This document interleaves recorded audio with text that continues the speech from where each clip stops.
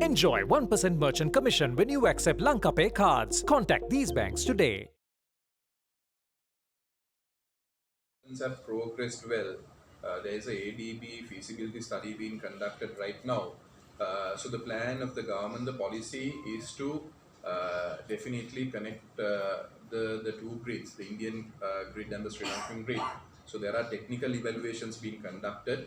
Once the technical and the financial feasibility studies are completed, we hope to get into a agreement with the Indian counterpart so that things can be implemented as soon as possible. But we are hoping maybe by the next time the president visits India, this is something that we can agree on.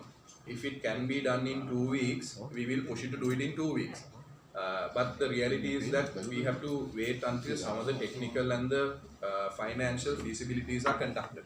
So there are teams from both sides engaged in this work. Even yesterday we had a discussion on this.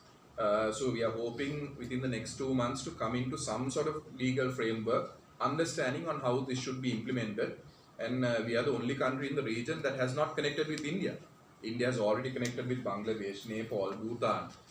All these countries are sharing their energy resources, and I see Sri Lanka. It will give an advantage to Sri Lanka in the immediate turn of events. We would be able to fulfill our own immediate requirements, and also Sri Lanka looking at being an energy independent country and an energy export country. That's where we should be aiming at. So that's where we're looking at to use the offshore wind potential and the renewable potential that we have so that we can share our energy. I don't see any risk, because if every other country has connected, what's the risk of Sri Lanka connecting? There's other countries are getting the benefit out of it.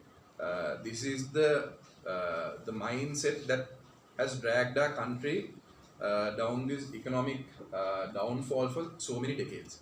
We've kept oil tanks for more than 7 decades without refuging them, without developing them, because we want to keep it with ourselves.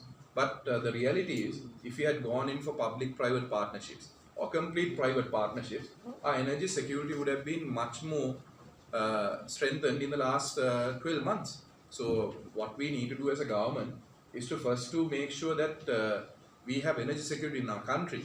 Energy security is connected to everything: food security, the health requirements, all those things. So we will take decisions based on that, and the President has been very clear. He wants to have the close relationships in India. And you might recall, India has been very supportive in the last 12 months, especially during the most difficult times. The country has provided us with relief, not just for the energy sector, but every aspect possible.